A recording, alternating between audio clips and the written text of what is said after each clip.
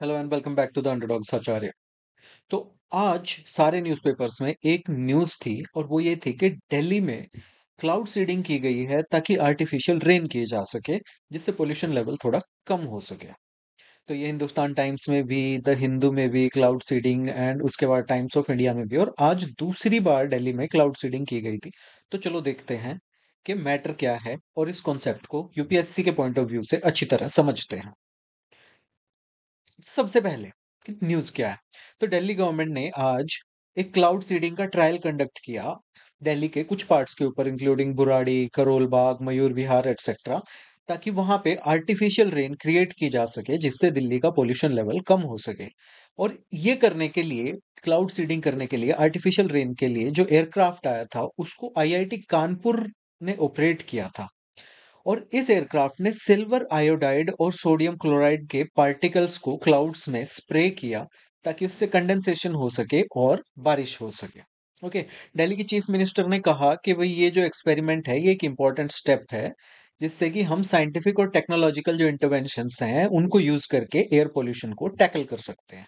और government expect कर रही है कि इस तरह के इनोवेशंस को एक बार जब रिफाइन कर लिया जाएगा तो लॉन्ग टर्म सॉल्यूशंस की तरह इनको यूज किया जा सकता है एज एनवायरमेंटल स्ट्रेटजीज, जिससे कि हम दिल्ली में जो हर साल स्मॉग होता है, पोल्यूशन होता है, जो एक्यूआई खराब होता है, उसको काउंटर कर सके। तो अभी सबसे पहला कॉमन सेंसिकल क्वेश्चन तुम्हारे दिमाग में आ रहा होगा कि एयरक्राफ्ट कानपुर से क्यों आया था। तो चलो थोड़ा सा गॉसिप वाला टिटबिट देख लेते हैं। तो ऐसा इसलिए हुआ था क्योंकि पहली बात तो एक जॉइंट ऑपरेशन था दिल्ली गवर्नमेंट का और आईआईटी कानपुर का। अब आईआईटी कानपुर जो है उसमें इंडिया का सबसे एडवांस्ड और सबसे experienced atmospheric science and weather modification research group जो है वो वहां पे लोकेटेड है, जो कि पिछले 10 साल से ये क्लाउड सीडिंग को टेस्ट कर रहा है और स्टडी कर रहा है। उन्होंने ऑलरेडी बहुत सारे सक्सेसफुल ट्रायल किए हैं महाराष्ट्र और कर्नाटका में, बट वहां पे रीजन पोल्यूशन नहीं था। वहां पे सूखे से रिलीफ दिलाने के लिए बारिश करवाना जो है वो उनका मोटिव था। इसलिए जो भी टेक्निकल इक्विपमेंट, एयरक्राफ्ट सेटअप और ऑपरेशनल एक्सपर्टीज है वो सब कानपुर में बेस्ड है, ना कि दिल्ली में। ओके। सो ये तो थी थोड़ी गॉसिप वाली टिडबिट। अभी हम चलते हैं हमारे यूपीएससी के कॉन्सेप्ट के ऊपर। तो सबसे पहले क्लाउड सीडिंग को समझने के लिए हम ये समझेंगे कि नेचुरली जो क्लाउड्स होते हैं वो कैसे फॉर्म करते हैं। ओके। तो क्लाउड होता क्या है सबसे पहले? तो बेसिक आइडिया ये है कि क्लाउड जो होता है वो एक विजिबल मास होता है, छोटी छोटी, बिल्कुल छोटी छोटी वाटर या ड्रॉपलेट्स या आइस क्रिस्टल्स का, जो कि एटमॉस्फेयर में सस्पेंडेड रहते हैं, लटके रहते हैं। ओके।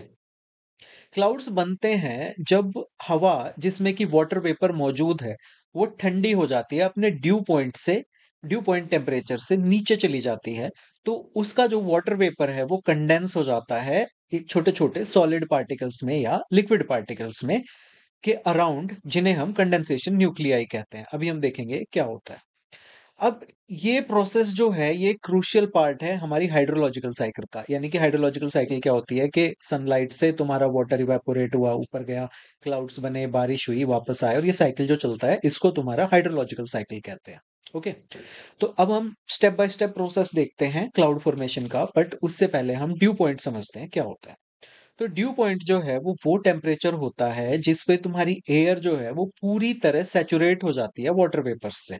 ओके। और उसमें कंडेंसेशन शुरू हो जाता है, यानी कि वेपर से वापस पानी बनना शुरू हो जाता है। तो सिंपल वर्ड्स में ये वो टेम्परेचर होता है जिस पे एयर जो है वो अब मॉइस्चर को होल्ड करके नहीं रख सकती, तो इसलिए वो थोड़े से वाटर वेपर को लिक्विड वाटर में कन्वर्ट करना शुरू कर देती है, जो कि ड्यू, फॉग या क्लाउड ड्रॉपलेट्स की फॉर्म में सामने आता है।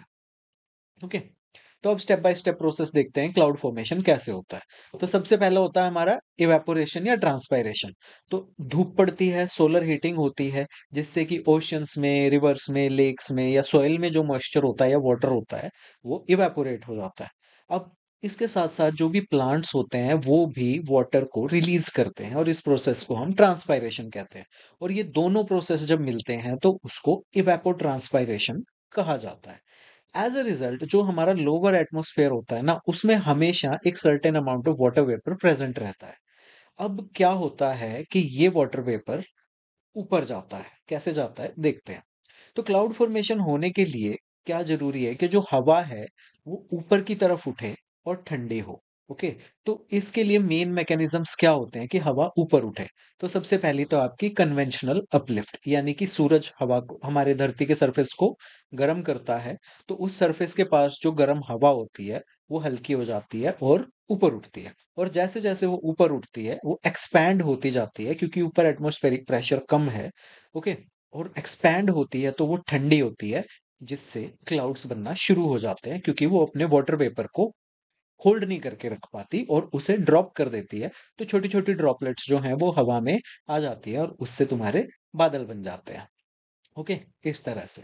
ये जो डायग्राम है, ये तुम्हारा सन है, सन से हीट आ रही है नीचे ग्राउंड पे, ग्राउंड गर्म हुआ, ग्राउंड के आसपास वाली हवा गर्म हुई। अब ये हवा गर्म होगी तो ऊपर उठना शुरू होगी, तो अब यहाँ पे ये एयर पार्सल का साइज़ इतना था, ऊपर उठा तो ये एक्सपैंड हुआ, कूलिंग, राइजिंग और कंडेंसिंग। अब और ऊपर उठा तो और एक्सपैंड हुआ और फिर ऊपर जाके ये अपना मॉइस्चर जो है वो शेड कर देता है और क्लाउड बनने शुरू हो जाते हैं। दूसरा होता है कि जब जो नम ऐसे कोई पहाड़ है और इधर से हवा आ रही है, तो अब ये पहाड़ की वजह से ऊपर उठेगी, तो यहाँ पे भी सेम वही प्रोसेस फ़ॉलो होता है और इसको कहते हैं हम ओरोग्राफिक अपलिफ्ट, ओरोग्राफिक यानी माउंटेन वाला, ओके? और तीसरा होता है आपका फ्रंटल यानी कि इधर से ठंडी हवा आ रही है, इधर से गर्म हवा आ रही है, तो गर्म हवा हल्की होती है, तो वो ऊपर उठती है। तो ये तीसरा आपका फ्रंटल या साइक्लोनिक अपलिफ्ट कहलाता है, ओके? एंड देन होता है आपका कन्वर्जेंस वाला जो कि जैसे इक्वेटर पे हम देखते हैं नॉर्थ से भी आपकी हवा आती है और लेफ्ट से भी आती है ट्रेड विंड्स, तो ये जब यहाँ पे कन्वर्ज करते हैं तो अपलिफ्ट होता है। तो ये सब प्रोसेस होते हैं जो हवा अपलिफ्ट होती है और जो बादल बनने में हेल्प करते हैं। अब इसके बाद रोल आता है कंडेंसेशन का और कंडेंसेशन न्यूक्लियाई का। अब जब हवा ड्यू पॉइंट पे पहुंच जाती है तो वाटर वेपर जो है वो कंडेंस होना शुरू कर देते हैं यानी कि छोटी छोटी लिक्विड ड्रॉपलेट्स उनकी बननी शुरू हो जाती है। बट कंडेंसेशन जो है वो परफेक्टली क्लीन एयर में नहीं हो सकती। उसको छोटे छोटे सॉलिड पार्टिकल्स चाहिए जिसके अराउंड वाटर वेपर जो है वो चिपक के लिक्विड वाटर बन सके, जैसा कि यहाँ दिख रहे हैं। ये डर्ट पार्टिकल है, तो इस पे ये वेपर के मॉलिक्यूल्स चिपके तो ये लिक्विड में कन्वर्ट होंगे। अगर क्लीन एयर है तो ये वेपर जो है ये वेपर ही रहेगा, ये लिक्विड में कन्वर्ट नहीं होगा। ओके, सो ये इंपॉर्टेंट टर्म है कंडेंसेशन न्यूक्लियाई क्योंकि यही आपकी क्लाउड सीडिंग का रूट है। अब क्या होता है कि कंडेंसेशन न्यूक्लियाई के क्या-क्या एग्जांपल हो सकते हैं? जैसे तुम्हारे डस्ट पार्टिकल हो गए, अगर कोस्टल एरिया है तो वहाँ पे समुंदर से जो सॉल्ट क्रिस्टल्स ऊपर हवा में उछलते हैं वो हो गए। पॉल्यूट शहरों में पॉल्यूशन वाला स्मोक हो गया, राख होगी, पॉलन हो गया जो फूलों से पराग निकलता है वो, इंडस्ट्रियल पॉल्यूटेंट्स हो गए। ये सब चीजें जो हैं ये कंडेंसेशन न्यूक्लियाई का रोल प्ले कर सकते हैं और ये पार्टिकल्स हमेशा एटमॉस्फेयर में प्रेजेंट होते हैं। तो अब क्लाउड ड्रॉपलेट्स कैसे बनेंगे? तो हर कंडेंस्ड ड्रॉपलेट जो होती है यानी कि जब हवा ऊपर पहुंची ड्यू पॉइंट आ गया और छोटी-छोटी ड्रॉपलेट्स बननी शुरू होगी, उसका डायमीटर लगभग 0.01 होता है यानी कि 1 का भी 10वां भाग। अब ऐसी जो बिलियंस ड्रॉपलेट्स एक साथ आती हैं और हवा में तैरती है क्योंकि ये इतनी भारी नहीं होती कि ये नीचे गिर सके, सो ये हवा में ही अटकी रहती हैं। ओके, तो ये एक विजिबल क्लाउड फॉर्म करती हैं।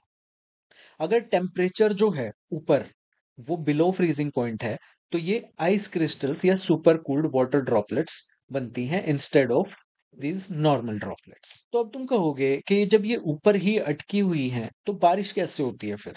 क्योंकि ये तो इतनी हल्की हैं कि नीचे आ ही नहीं पा रही हैं। अब प्रेसिपिटेशन जो है ये तुम्हारी कंडेंसेशन साइकिल की फाइनल स्टेज है। पहले क्लाउड बनेंगे वाटर वेपर से ओवर डस्ट या स्मोक पार्टिकल्स जिनको हम कंडेंसेशन न्यूक्लियाई कहते हैं।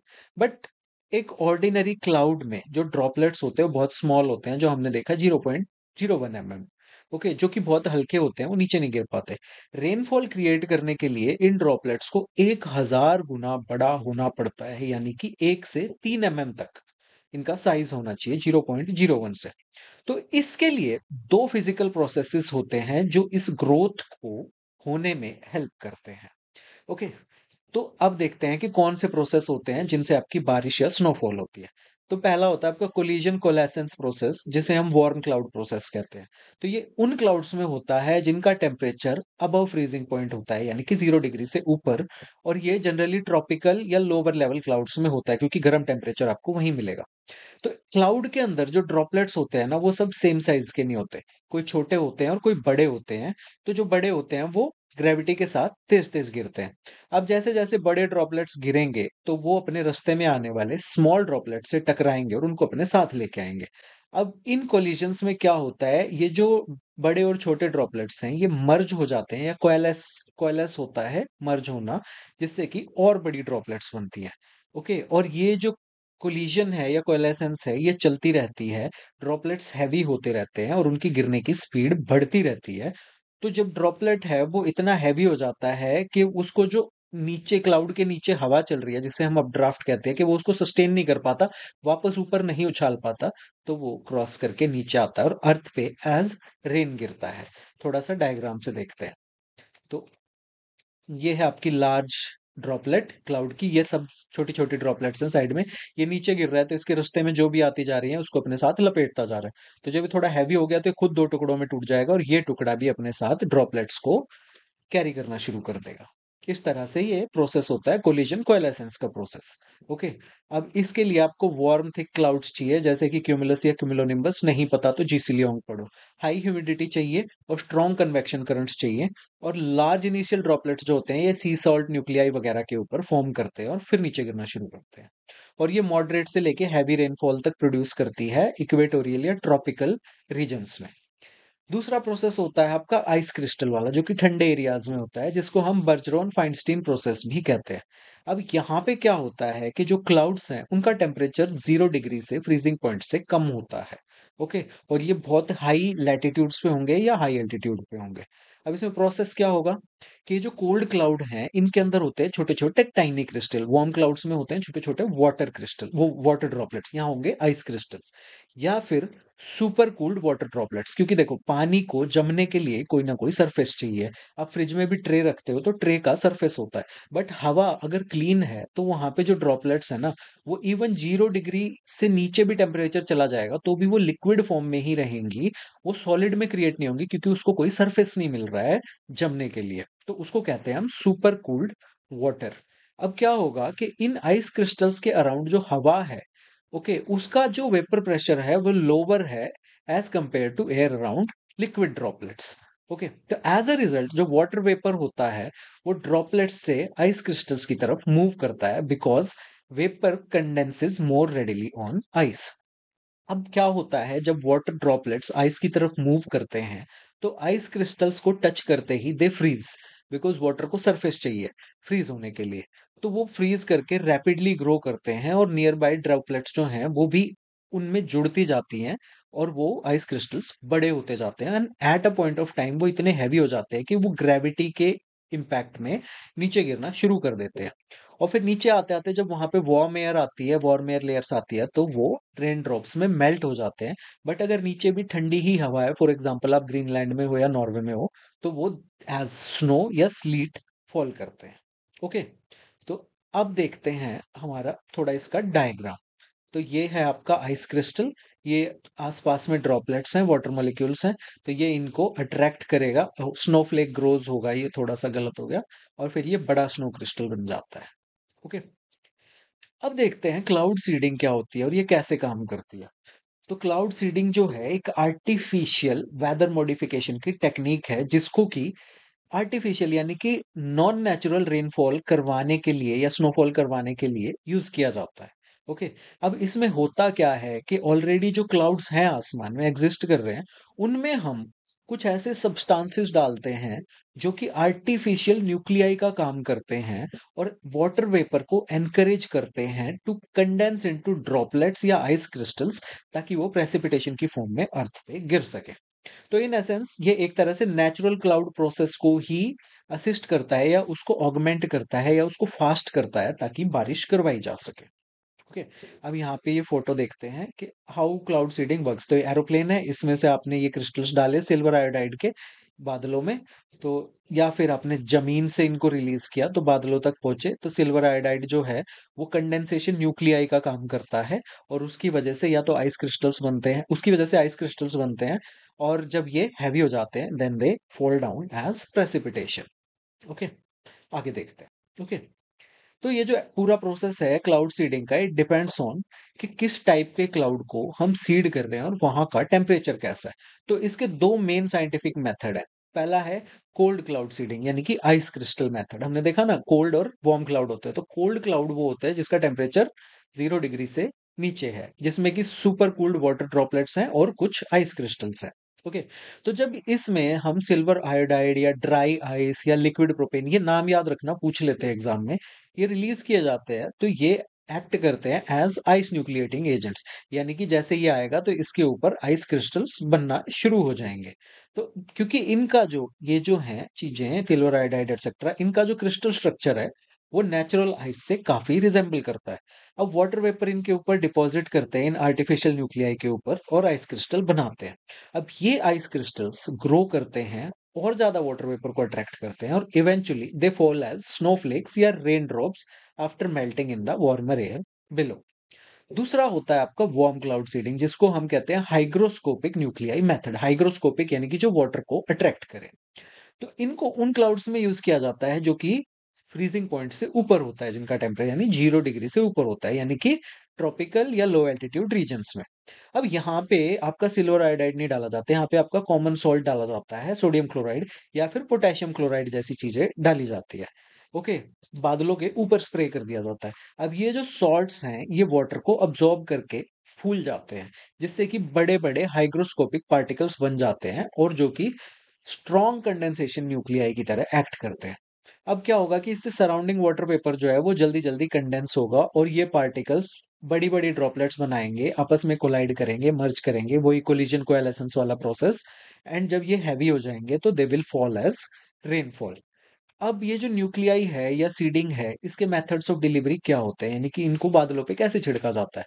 तो एयरक्राफ्ट वाला मेथड तो हमने देखा दिल्ली में फॉलो किया गया कि हाँ, एयरक्राफ्ट से आप ये मटेरियल डायरेक्टली क्लाउड्स के ऊपर स्प्रे कर सकते हो। ओके, बट दो और तरीके होते हैं। एक होती है ग्राउंड बेस्ड सीडिंग, जिसमें कि अर्थ मतलब सरफेस पे जनरेटर्स होते हैं, वो सिल्वर आयोडाइड को बर्न करते हैं या अदर केमिकल्स यूज हो सकते हैं, और ये जो स्मोक होता है ये ऊपर उठता है और क्लाउड्स तक जाता है अप ड्राफ्ट्स के साथ।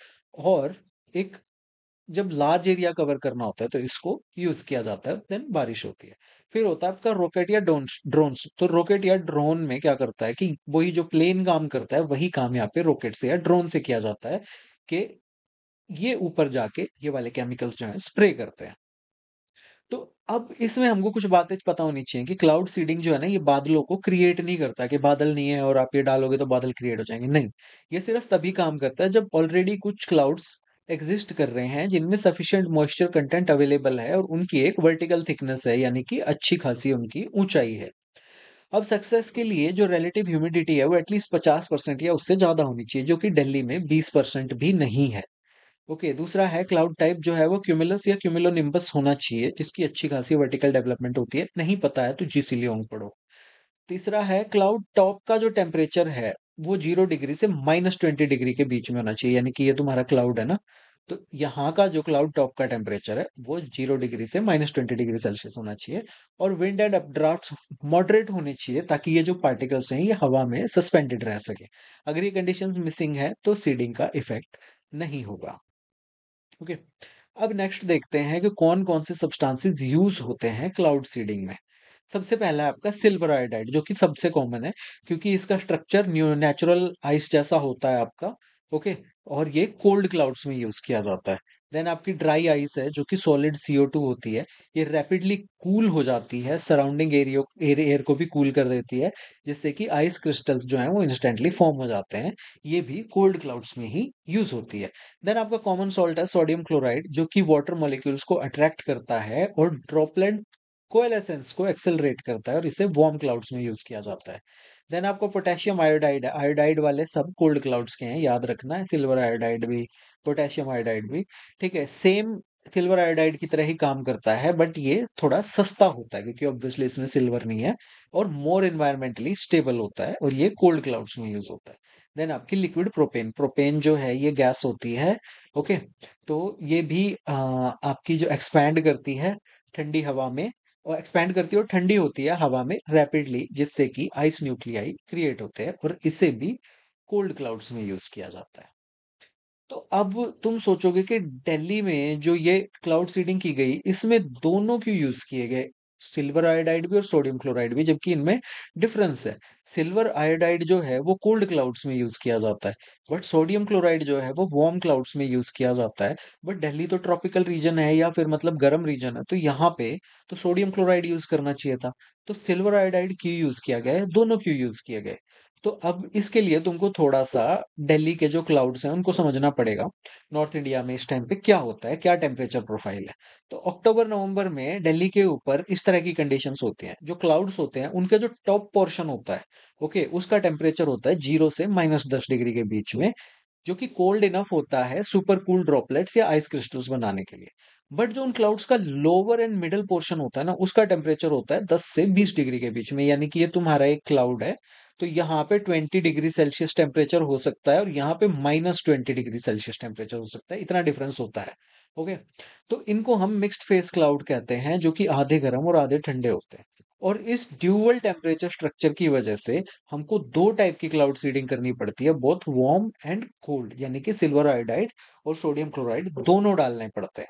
ओके, अब ये केमिकल क्या करते हैं, हमने देखा कि सिल्वर आयोडाइड जो है कोल्ड क्लाउड सीडिंग के लिए यूज होता है, क्योंकि इसका जो हमने देखा क्रिस्टल स्ट्रक्चर जो है बिल्कुल नेचुरल आइस जैसा है and ये सब। ओके, और ये नेचुरल आइस क्रिस्टल्स बनाता है जो कि रैपिडली ग्रो करते हैं आसपास के वाटर वेपर को अट्रैक्ट करने के लिए। और जब ये लार्ज इनफ होते हैं तो ये गिरना शुरू करते हैं, और जब ये नीचे की वार्मर एयर में आते हैं तो ये मेल्ट होकर रेन ड्रॉप्स बनाते हैं। यानी कि यहाँ से आइस क्रिस्टल्स चलते हैं सिल्वर आयोडाइड की वजह से, और यहाँ पे पहुंचते पहुंचते वो रेन बन जाते हैं। ओके, यानी कि तुम्हारे ऊपर जो बारिश गिरती है वो एज स्नो शुरू होती है हमारे इंडिया वाले एरिया में। ओके, द सिल्वर आयोडाइड जो है वो आइस क्रिस्टल प्रोसेस को, यानी बर्जरॉन प्रोसेस को शुरू करता है क्लाउड की अपर लेयर्स में। बट सोडियम क्लोराइड क्या करता है, ये वार्म क्लाउड सीडिंग के लिए यूज होता है। हाइग्रोस्कोपी का हमने देखा, वाटर वेपर को ऑब्जॉर्ब करता है, ट्रैक करता है, ठीक है, एंड देन उससे ड्रॉपलेट्स बनाता है। तो ये जो ड्रॉपलेट्स हैं कोलाइड करती हैं, मर्ज करती हैं, एंड आपका कोलिजन कोएलेसेंस का प्रोसेस जो है वो शुरू हो जाता है। अब क्योंकि दिल्ली के क्लाउड्स की लोअर लेयर्स जो हैं वो वार्म है और वहां पे कोलिजन कोएलेसेंस वाला प्रोसेस फॉलो होगा, तो इसलिए सोडियम क्लोराइड भी साथ में डाला जाता है, ड्यूअल सीडिंग की जाती है, ताकि ज़्यादा इफ़ेक्टिव रिज़ल्ट्स आ पाएँ। अब इसकी एप्लीकेशंस क्या-क्या हैं क्लाउड सीडिंग की, कहाँ-कहाँ यूज़ हो सकता है? तो सबसे पहला है ड्राउट रिलीफ, यानी कि अगर कहीं पे सूखा पड़ रहा है तो वहाँ पे रेनफॉल इंड्यूस करने के लिए, ताकि वहाँ के तालाब, रिजर्वॉयर्स वगैरह भरे जा सके, इसको यूज़ कर सकते हैं। एग्रीकल्चर में हम इरिगेशन इंश्योर करने के लिए यूज़ कर सकते हैं। एयर पॉल्यूशन कंट्रोल तो आपने दिल्ली में देखा, उसके लिए है ही। स्नो पैक ऑगमेंटेशन, यानी कि हम हिमालयाज़ में स्नो करवा सकते हैं इससे, ताकि जो हमारी पेरिनियल रिवर्स हैं उसमें वाटर फ्लो मेंटेन रह सके। हेल सप्रेशन के लिए यूज कर सकते हैं कि भाई हेल स्टॉर्म को रिड्यूस करने के लिए स्मॉलर आइस क्रिस्टल फॉर्मेशन करवा सकते हैं हम इससे, ताकि ओले ना पड़े। फॉग डिसिपेशन कर सकते हैं, यानी कि एयरपोर्ट्स के अराउंड जब धुंध होती है तो हम यही करके इस फॉग को हटा सकते हैं। और डिजास्टर मैनेजमेंट टूल है कि भाई कहीं पे फॉरेस्ट फायर हो या हीट वेव्स हो, तो वहां पे हम टेम्परेरी बारिश करवा के या कृत्रिम बारिश करवा के उससे हम निपट सकते हैं। बट इसके कुछ एनवायरमेंटल या एथिकल कंसिडरेशंस भी हैं, जिसको तुम डिसएडवांटेज भी कह सकते हो। अभी हमने ऊपर इसके एडवांटेजेस पढ़े, अब ये डिसएडवांटेजेस हैं, कि ऑल इसके एडवांटेजेस बहुत हैं, बट सबसे पहला है कि ये बादल क्रिएट नहीं करता है, बल्कि बादल ऑलरेडी होने चाहिए तभी ये काम करता है। दूसरी बात, ये एक शॉर्ट टर्म सॉल्यूशन है। रेनफॉल जो है कुछ दिन के लिए पोल्यूशन क्लियर कर सकती है, बट ये उसकी रूट कॉज, यानी कि व्हीकल्स, पराली जलाना और इंडस्ट्री से निकलने वाले धुआं को एड्रेस नहीं कर सकती। तीसरा है आपका केमिकल इनपुट, यानी कि लॉन्ग टर्म अक्यूमुलेशन। अगर सिल्वर आयोडाइड का ये सॉल्ट्स हैं, इनका सॉइल में होगा या आपका तालाब में होगा, तो इसके क्या लॉन्ग टर्म इफेक्ट्स है, क्या ये प्लांट्स को और एनिमल्स को अफेक्ट करेगा, हमें नहीं पता है अभी। एथिकल लीगल क्वेश्चंस भी है कि भाई ये जो बारिश होती है, हु ओन्स दिस, कि अगर मान लो आपने दिल्ली के ऊपर सीडिंग करी, हवा चल गई और वो सारे बादल चले गए आपके मध्य प्रदेश पे या यूपी पे, तो किसी और को बेनिफिट हो गया, तो हु ओन्स दिस रेन? क्या दिल्ली गवर्नमेंट कह सकती है भाई हमने 3 करोड़ रुपए खर्च करे थे and UP government needs to pay us 3 crore because हमारी सीडिंग से आपके यहाँ बारिश हुई है? फिर है रिजल्ट्स की अनसर्टेनिटी, कि कोई ये 100% नहीं है, मेट्रोलॉजिकल कंडीशंस चेंज हो सकती हैं, जिससे ये अनप्रिडिक्टेबल बन जाता है। देन बहुत ही एक्सपेंसिव है, और इसका जो इम्पैक्ट है वो लिमिटेड एरिया के ऊपर होता है, कि जो एयरक्राफ्ट ऑपरेशंस है वो करोड़ों रुपए लगते हैं और ये स्काई का थोड़ा सा एरिया कवर कर पाते हैं। तो अभी इसका कॉस्ट बेनिफिट जो है वो भी मतलब इतना अच्छा नहीं है, क्योंकि बहुत हाई ऑपरेशनल कॉस्ट है एज कंपेयर टू। और जब इसके आउटकम देखें जो कि इतने सर्टेन नहीं है, क्योंकि दिल्ली में आज सेकंड टाइम ये किया गया है, फर्स्ट टाइम में तो बारिश हुई नहीं थी बिकॉज मॉइस्चर जो है वो 20% से कम था। देन आपका लीगल पॉइंट ऑफ व्यू देखें तो कोई रेगुलेटरी फ्रेमवर्क है ही नहीं इसको रेगुलेट करने के लिए। तो मतलब इंडिया में ही नहीं, पूरे वर्ल्ड में। तो इसको एज अ वेपन भी यूज किया जा सकता है कि आप एज अ वेपन किसी कंट्री पे बारिश करवा सको, या वहां पे आप थंडरस्टॉर्म इंड्यूस करवा दो। और इसके रिजल्ट्स अनप्रिडिक्टेबल होते हैं, इवन गुड कंडीशंस में भी सक्सेस रेट जो है वो 30 से 45% ही होता है। तो गवर्नमेंट्स इसको सिर्फ एज एक्सपेरिमेंटल या इमरजेंसी मेजर यूज करते हैं, not a regular water management tool. तो अब हमारा बचा इसमें लास्ट ये ग्लोबल एंड पॉलिसी पर्सपेक्टिव। तो हमने ग्लोबल पॉइंट ऑफ व्यू से देखे तो चाइना जो है उसने सीडिंग को यूज किया था 2008 ओलंपिक्स से पहले, ताकि चाइना में जो बहुत भयंकर स्मॉग की प्रॉब्लम थी उसको एड्रेस किया जा सके। यूएई और यूएस जो है वो इसको यूज करते हैं ताकि डेजर्ट एरियाज में रेनफॉल को एनहेंस कर सके। बट हमने वर्ल्ड वाइड जिसकी सक्सेस देखी है वो मिक्स देखी है, जो कि वहाँ की वेदर कंडीशंस पे डिपेंड करती है। अगर हम इंडिया के कॉन्टेक्स्ट में देखें तो महाराष्ट्र, कर्नाटका, तमिलनाडु ने कुछ स्मॉल स्केल ट्रायल्स किए हैं सूखे से निपटने के लिए। बट दिल्ली का जो 2025 का प्रोजेक्ट है ये इंडिया का पहला urban air quality cloud seeding attempt है, यानी कि पहली बार पोल्यूशन को कंट्रोल करने के लिए क्लाउड सीडिंग की जा रही है, आर्टिफिशियल रेन करवाने की कोशिश की जा रही है। तो हमें जरूरत है इस टाइम एक नेशनल फ्रेमवर्क या नेशनल वेदर मॉडिफिकेशन पॉलिसी की, जिसमें कि clear rules and regulations use किए गए हों कि कौन से केमिकल्स यूज हो सकते हैं, कब करना है, किस किस की परमिशन लेनी है, क्रॉस स्टेट इफेक्ट्स होंगे तो क्या होगा, ये सब बातें जिसमें एड्रेस की गई हो। फ्यूचर आउटलुक अगर देखें तो ये एक multi layered pollution control strategy का पार्ट हो सकता है। बट एमिशन कंट्रोल का रिप्लेसमेंट नहीं हो सकता कि भाई ठीक है जलाओ पराली, इंडस्ट्री से धुआं निकल रहा है, गाड़ियों से निकल रहा है, हम तो आर्टिफिशियल रेन करवा लेंगे। It can't be a solution in itself, but एक बड़ी स्ट्रेटेजी का पार्ट ये हो सकता है। और इसमें फर्दर रिसर्च की भी जरूरत है ताकि इसकी एनवायरमेंटल सेफ्टी और कॉस्ट इफेक्टिवनेस को टेस्ट किया जा सके। तो इससे रिलेटेड प्रीलिम्स में जो क्वेश्चन आए हैं एक बार हम उनको देख लेते हैं। तो एक क्वेश्चन तो इसी साल आया था 2025 में, सीधा स्ट्रेट क्वेश्चन है। Artificial way of causing rainfall to reduce air pollution makes use of. तो सीधे सीधे इसमें ऑप्शन दिए हैं, silver iodide and potassium iodide, silver nitrate and potassium iodide, ये सब है। तो हमें पता है कि सिल्वर आयोडाइड और पोटेशियम आयोडाइड हमने अभी अभी पढ़ा कोल्ड क्लाउड सीडिंग के लिए यूज होते हैं। तो एक्सप्लेनेशन क्या है हमने अभी पढ़ ली है। So you are watching the Underdogs Acharya. इसका पीडीएफ डाउनलोड करने के लिए मेरे टेलीग्राम चैनल पे जाएं, जिसका क्यूआर कोड ये है और लिंक डिस्क्रिप्शन में भी दिया गया है। Thank you for watching, have a great day, like share subscribe, क्योंकि अभी आपकी लाइक ही मेरी कमाई है।